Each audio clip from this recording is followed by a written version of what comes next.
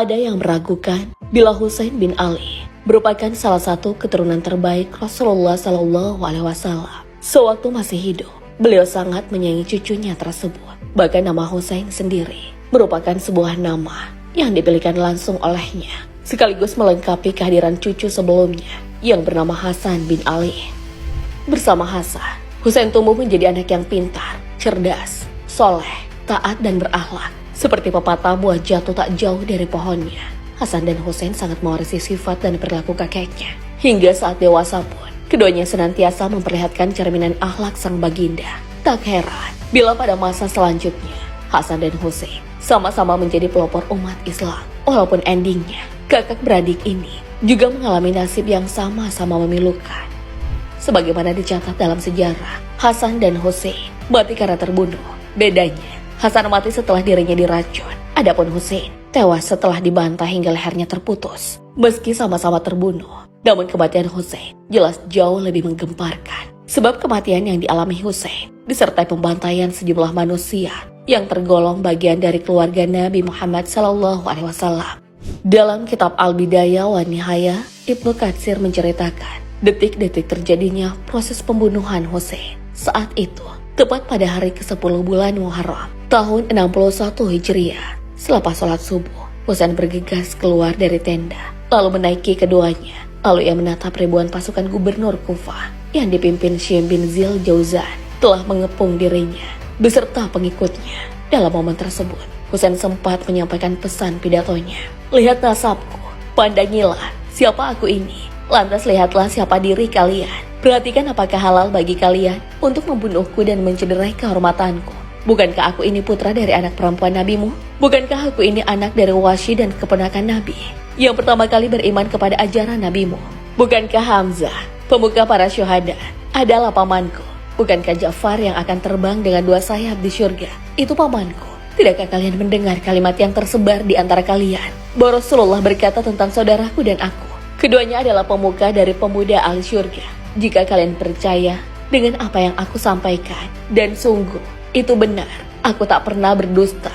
Tapi jika kalian tak mempercayaiku, maka tanyalah Jabir bin Abdullah al-Ansyari, Abu Sa'id al-Khudri, Zahal bin Sa'd, Zaid bin Arqam, dan Anas bin Malik yang akan memberitahu kalian bahwa mereka pun mendengar apa yang Nabi sampaikan mengenai kedudukan saudaraku dan aku. Tidakkah ini cukup menghalangi kalian untuk menumpahkan darahku? Tapi sayangnya, pidato Husain ini tak dipedulikan lagi oleh Shimir bin Zil Jauzan beserta pasukannya. Bahkan Shimir bin Zil Jauzan malah memotong perkataan Husain dengan kasar dan penuh penghinaan. Hingga Husain pun berkata kepadanya, benarlah apa yang dikatakan Rasulullah kepadaku, bahwa kelak aku akan bertemu dengan anjing hitam yang memiliki belang putih dan akan meminum darah ahlul bait. Maka seketika itu juga Shimir bin Zil Jauzan beserta pasukannya langsung merangsek dan menyerang Husain beserta pengikutnya. Mereka berkali-kali melesatkan anak panah yang membuat tubuh Husain terluka. Setelah terluka, mereka juga mengibas kepala suci Husain dengan tebasan pedang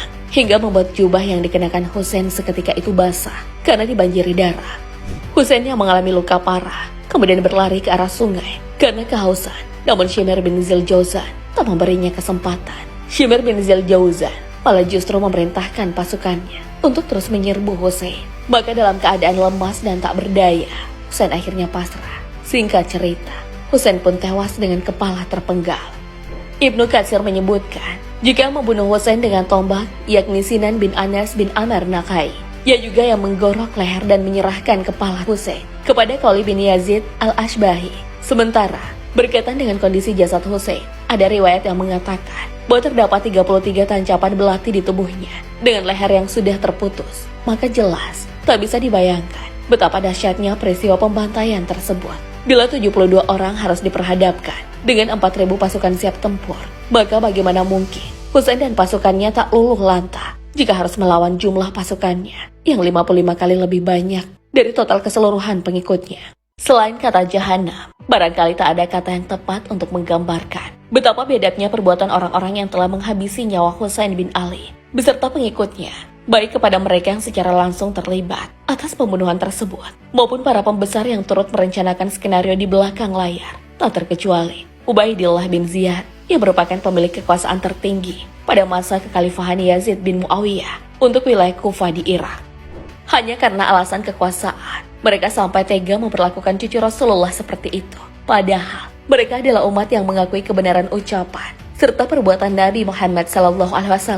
Bahkan mereka juga mengaku cinta kepada sang Nabi. Namun sayangnya, pengakuan itu tak lebih berarti ketimbang hasrat kekuasaan dan kedudukan sesaat. Sebab seandainya mereka benar-benar cinta dan mengakui Rasulullah SAW sebagai sumber kebenaran, jangankan menyentuh Husain dengan tangan apalagi pedang, menyakitinya dengan perkataan pun pasti akan berpikir 1000 kali. Sedangkan yang terjadi justru sebaliknya.